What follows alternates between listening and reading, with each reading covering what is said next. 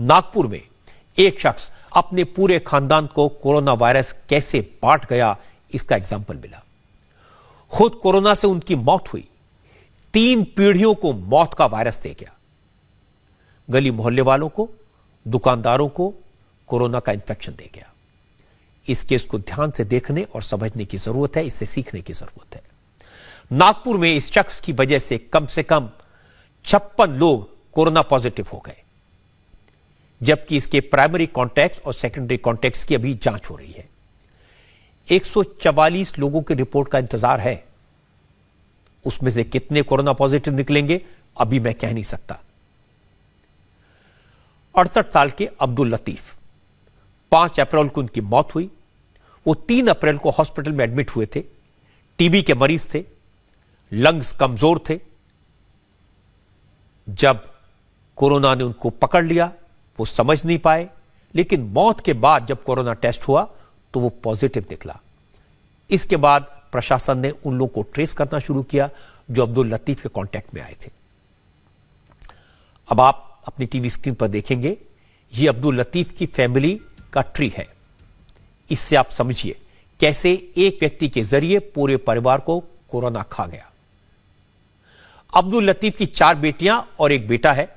उनके परिवार में कुल 22 लोग हैं और इनमें से 18 लोग पॉजिटिव निकले हैं। अब्दुल लतीफ के 2 भाई और 1 बहन है। इन 3 परिवारों में कुल 54 लोग हैं। उनमें से भी 20 से ज्यादा लोग पॉजिटिव पाए गए हैं। पहले अब्दुल के बेटे को कोरोना हुआ, बेटे से बहू को इंफेक्शन फैला और इसी तरह बहू से उसके भाई और भाभी को भी कोरोना हो गया। अब्दुल लतीफ की 3 बेटियों को भी इंफेक्शन हुआ। दूसरी बेटी से दामाद को वायरस लगा और फिर ये उनके बच्चों में पहुंच गया। जरा सोचिए किस तरह से चेन रिएक्शन हुआ। यही कोरोना है। दूसरी बेटी की 2 बेटियों और 1 बेटे को भी बीमारी लग गई। अब्दुल लतीफ की तीसरी बेटी के घर में भी कोरोना ने दस्तक दे दी। पता चला कि बेटी के साथ साथ उसके बच्चों को यानी अब्दुल लतीफ के 2 ग्रैंडसन और 1 ग्रैंडडॉटर को भी कोरोना का इंफेक्शन हो गया है। अब्दुल लतीफ की दूसरी बहू को भी कोरोना वायरस ने चपेट में ले लिया है। इसके अलावा अब्दुल लतीफ के ब्रदर इन लॉ और उनके एक दोस्त भी इंफेक्ट हो गए हैं। कुल मिलाकर सबके सब पूरा का पूरा कुनबा अब्दुल लतीफ के कारण जानलेवा वायरस का शिकार हो गया। पूरे खानदान के लिए एक अकेले अब्दुल लतीफ कोरोना के कैरियर बन गए। पहले ही अब्दुल लतीफ अस्पताल में इलाज के लिए पहुंचे थे, क्योंकि मरने वाले अब्दुल हफीज अब्दुल लतीफ, जिनकी उम्र 68 वर्ष थी, 5 अप्रैल को उनकी मौत हुई। 3 तारीख को खुद ही इलाज के लिए इंदिरा मेडिकल हॉस्पिटल पहुंचे थे। पहले से टीबी के मरीज थे, ट्यूबरक्लोसिस था। जांच की रिपोर्ट पॉजिटिव आई। ट्रैवल हिस्ट्री कहीं बाहर की नहीं है, यह उन्होंने कहा। मरने वाले व्यक्ति की बेटी के पति के दोस्त की ट्रैवल एजेंसी है। ट्रैवल एजेंसी इंटरनेशनल लोगों को हेल्प करने के लिए बनाई गई है। इनके दामाद का दोस्त फरवरी के फर्स्ट वीक में उनके साथ यूए गया था। वहां से वो रायबरेली, दिल्ली और वहां से नागपुर आए थे। जिनकी मौत हुई उनकी ट्रैवल हिस्ट्री नहीं है, लेकिन वो उन लोगों के संपर्क में आए जिनकी ट्रैवल एजेंसी थी, उनसे ये पॉजिटिव हुए। एक ट्रैवल एजेंसी चलाने वाले व्यक्ति के संपर्क में आए थे और कोरोना वायरस के शिकार हो गए।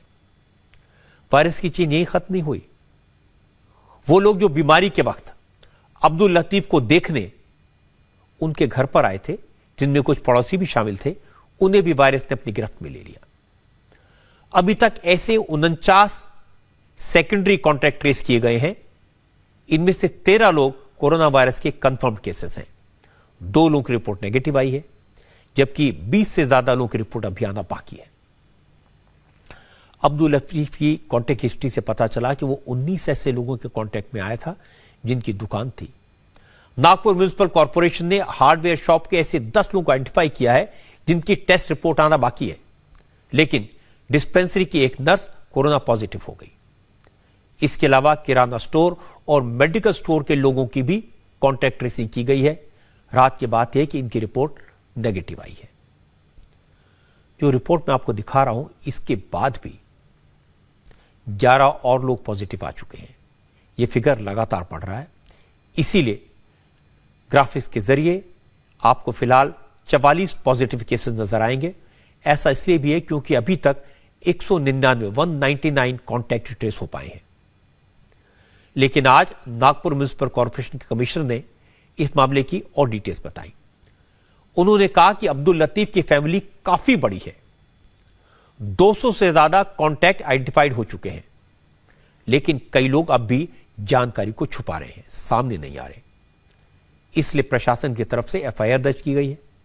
म्युनिसिपल कमिश्नर ने यह भी कहा कि अब्दुल लतीफ की कोई ट्रैवल हिस्ट्री नहीं थी, लेकिन उनके दामाद के दोस्त की ट्रैवल हिस्ट्री थी। वो दुबई से लौटा था और देश के अलग अलग इलाकों में घूमा था, वो भी कोरोना इन्फेक्टेड था। 4 बेटियां हैं, 1 बेटा है। वैसे उनके 3 भाई और 2 बहनें हैं।